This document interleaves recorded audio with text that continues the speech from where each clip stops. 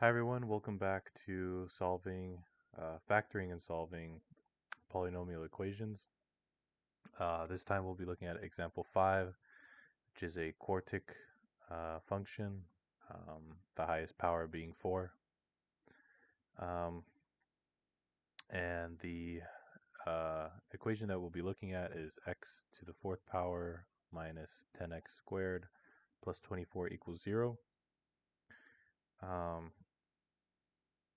So like we did in a previous example,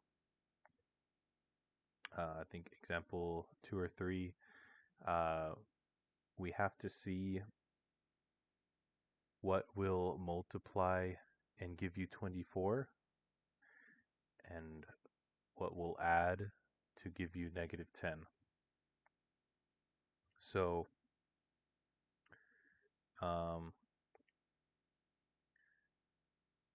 here we could try different combinations. You can pause the video and try a combination yourself, but the right combination would be 6 and 4.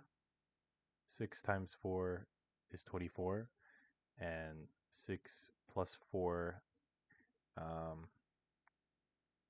will give you 10, but we need a negative 10, so it has to be negative 6 and negative 4. And the nice thing about this is negative 6 times negative 4 is a positive 24, and negative 6 plus a negative 4 is negative 10. So we know that we're on the right track with negative 6 and negative 4. So to group them, there'll be two groups. It'll be x to the 4th minus 6x squared will be a group, plus in parentheses a negative 4x squared plus this 24 equal to 0.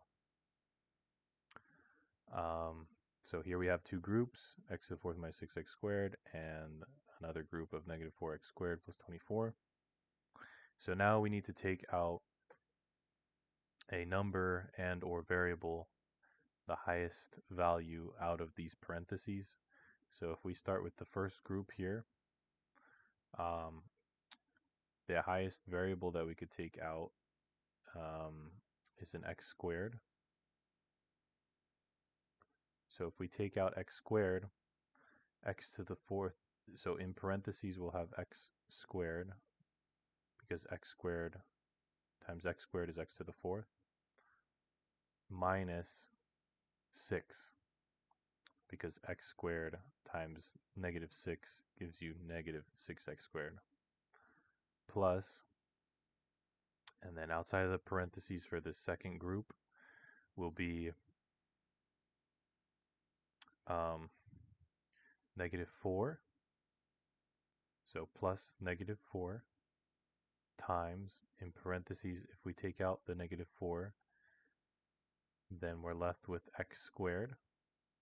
Negative 4 times x squared gives you negative 4x squared. And then it will be, this is important, minus 6. Because negative 4 times negative 6 gives you a positive 24.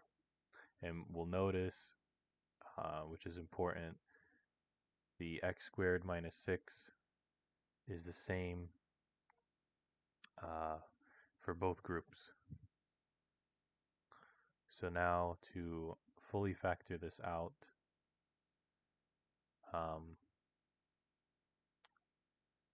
we will have, so this will be equal to 0. We will have the values outside of the parentheses, x squared minus 4. That'll be a group. And then we'll have x squared minus 6, and that'll be a group. So If the question says to just factor it, then we have this as your answer.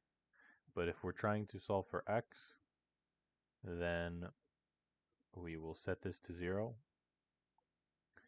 And then we'll have x squared minus 4 equal to 0, and x squared minus 6 equal to 0. So for this first group, we'll have x squared equal to 4 if we add 4 to both sides. And then to get rid of the x squared, we do the square root to both sides. Now we'll have x is equal to plus or minus the square root of 4, which the square root of 4 is also equal to 2. So it's a nice whole number. Now for the second grouping, x squared minus 6 equal to 0. We'll have x squared equal to a positive 6 if you add 6 to both sides. And then to get rid of the square root, the square x squared value, you do the square root to both sides. And now we'll have x equal to plus or minus the square root of 6. Or if you would like to write that as a decimal, it's also equal to approximately 2.45.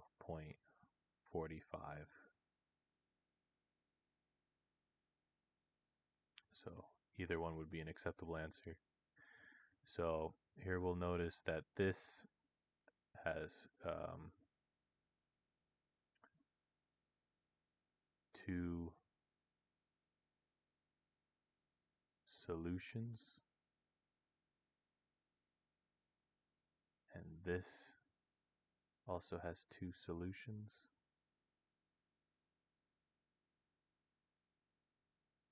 In total, there are 4 solutions, which adds up to this quartic, or this fourth order polynomial equation, which means that there will be 4 solutions in total.